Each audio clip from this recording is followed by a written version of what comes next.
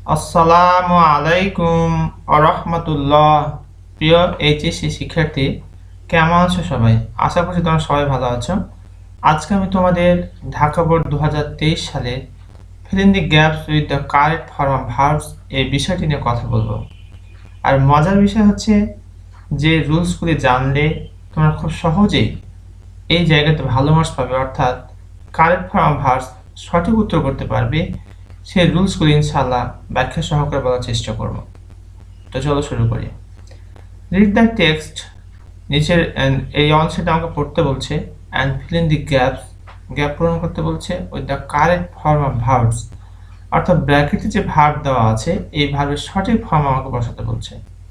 And subject ভার agreement as per context, এই কনটেক্সটের আলোকে সাবজেক্ট ভার এগ্রিমেন্টটাও আমাকে কি করতে বলছে,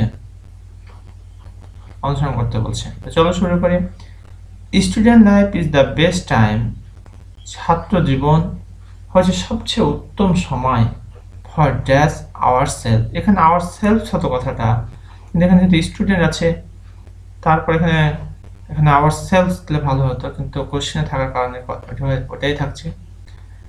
এখানে দেখো প্রিয় শিক্ষার্থী, এখানে ফর হচ্ছে প্রিপোজিশন, প্রিপোজিশনের পরে টু ছাড়া সকল প্রিপোজিশনের পরে ভার্বের সাথে কি হয়, আইএনজি যুক্ত হয়। তাহলে এখানে আমরা কি করব, আইএনজি যুক্ত করে দেব। তবে এটা আর থাকবে না, প্রিপেয়ারিং। আর তোমাদের সুবিধার্থে রেড কালার করে দিচ্ছি, কিন্তু পরীক্ষা তোমাকে কালো করে দিয়ে লিখতে হবে। প্রিপেয়ারিং ফর ফিউচার, অর্থাৎ ছাত্র জীবন হচ্ছে সবচেয়ে ভালো সময় ভবিষ্যতের, ফর প্রিপেয়ারিং আওয়ারস, নিজেদেরকে তৈরি করা, ফর ফিউচার অর্থাৎ ভবিষ্যতে নিজেদেরকে তৈরি করার জন্য সবচেয়ে ভালো সময় হচ্ছে ছাত্র জীবন। It is dash the seed time of life, এটাকে প্যাসিভ ভয়েস করতে হবে। ইট ইজ কল্ড, এটাকে বলা হয়।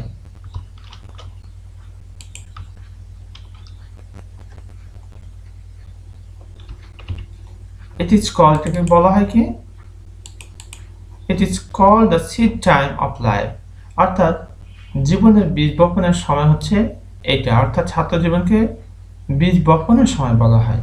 So during this period of life, তার জীবনের এই সময়ে students must not dash time, must not, mustn't এই শব্দটি হচ্ছে মডাল ভার্ব। আমরা জানি অ্যাক্টিভ ভয়েসে মডাল ভার্বের পরে সবসময় কি হয়, ভার্বের বেস ফর্ম হয়, অর্থাৎ এখানে যা আছে সেটাই থেকে যাবে।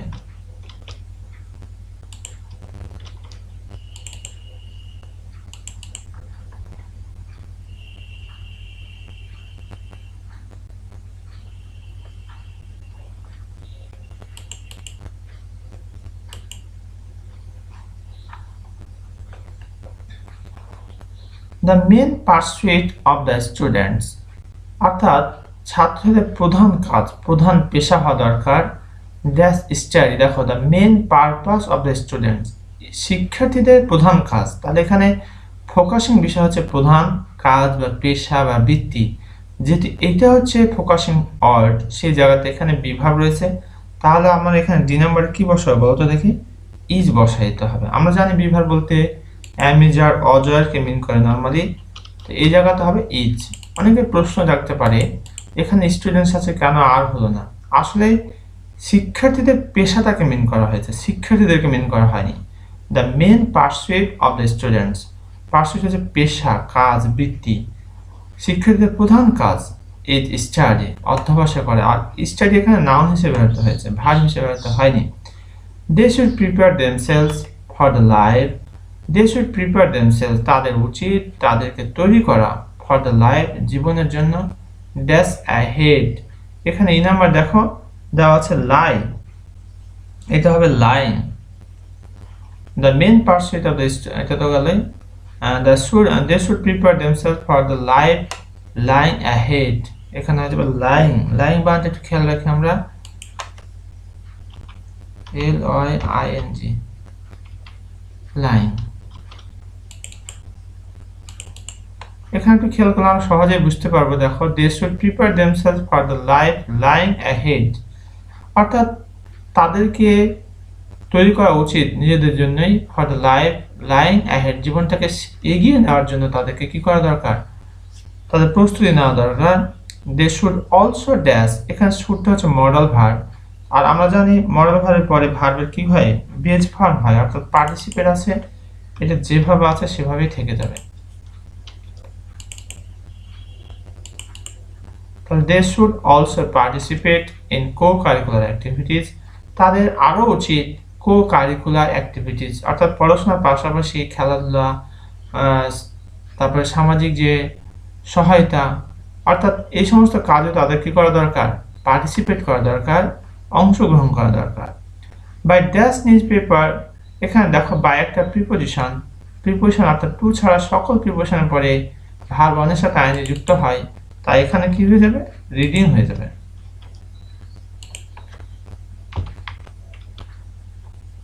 খুবই সহজ, জাস্ট এতটুকু স্মরণ রাখবো যে টু ছাড়া সকল প্রিপোজিশন পরে ভার্ব আসলে উক্ত ভার্বের সাথে আমি কি যোগ করব, আইএনজি যোগ করে দেব। বাই রিডিং নিউজ পেপার, সংবাদপত্র পড়ে, দে উইল নো, তারা জানবে, what dash in the world, এইচ নাম্বার আমরা যেটি বসাবো তাহলে হোয়াট ইজ হ্যাপেনিং, যা ঘটছে, হোয়াট ইজ হ্যাপেনিং, এটাকে কন্টিনিউয়াস টেন্সে করে দেব, প্রেজেন্ট কন্টিনিউয়াস টেন্সে, what is happening, happening.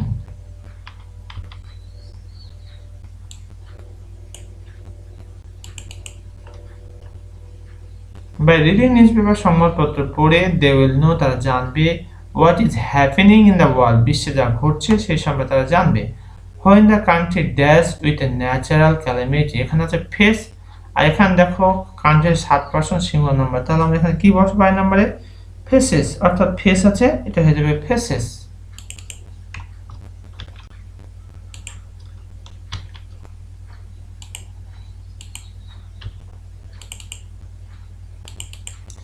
When the country faces, যখন দেশ সম্মুখীন হয় উইথ এ ন্যাচারাল ক্যালামিটি, প্রাকৃতিক দুর্যোগে, they should come forward with a view to, এখানে শুড হচ্ছে মডাল ভার্ব, এরপর আমরা দেখতে পাচ্ছি কাম আছে, অর্থাৎ কামই থেকে যাবে, কারণ অ্যাক্টিভ হয় সে মডাল ভার্বের পরে সবসময় কি হয়, ভার্বের বেজ ফর্ম হয়, তাই এখানে কি হলো, কাম হয়ে গেল। দে শুড কাম ফরওয়ার্ড, তাদের সামনে এগিয়ে আসা দরকার, উইথ এ ভিউ টু, আরেকটি এটা হচ্ছে phase with a view to, এই অংশটা হচ্ছে কি ফেজ, এটুকু মানে হচ্ছে জন্য বা কারণে, তাহলে they should come forward with a view to, এরপরে সবসময় ভার্বনের সাথে আইএনজি যুক্ত হয়, অর্থাৎ এখানে রিমুভ আছে, এর সাথে আমরা কি করবো, আইএনজি যোগ করে দেবো, কিন্তু এটা কেটে যাবে,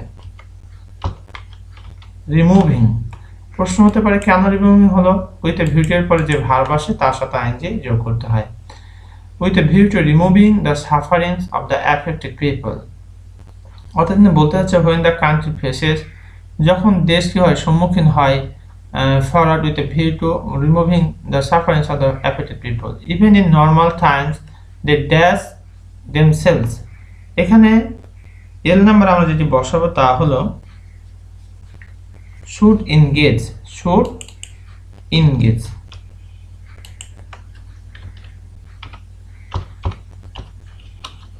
should engage, তাদেরকে ইনভলভ করা দরকার, নিযুক্ত করা দরকার, ইভেন ইন নর্মাল টাইম, সাধারণ সময়ে দে শুড এনগেজ দেমসেলফ, নিজেদেরকে সংযুক্ত করা দরকার, ইন এক্সট্রা সোশ্যাল সার্ভিসেস, সামাজিক কাজে। The students can not do well in the examination, শিক্ষার্থীরা ভালোভাবে ফলাফল করতে পারে না উইদাউট ড্যাশ হার্ট, এখানে রাখো উইদাউট প্রিপোজিশন, আমরা জানি প্রিপোজিশন পরে ভার্বের সাথে কি যুক্ত হয়, আইএনজি যুক্ত হয়, অর্থাৎ এখানে আইএনজি আমরা যোগ করে দেব, without working hard. It is a pity that many students are trying to dash, এখানে টু আছে যেহেতু ভার্বের বেস ফর্ম যেভাবে আছে এভাবেই থেকে যাবে, আমরা জানি যে টু এর পরে সবসময় ভার্বের বেস ফর্ম হয়, তাই এখানে কি হলো, যা আছে সেটা থেকে গেল। Many students are trying to succeed in the shortest and easiest way, এই ছিল আমাদের ঢাকা বোর্ড 2023 সালের রাইট ফর্ম ভার্বস বা correct form verbs. Thank you very much for watching this video. Assalamu alaikum wa rahmatullah.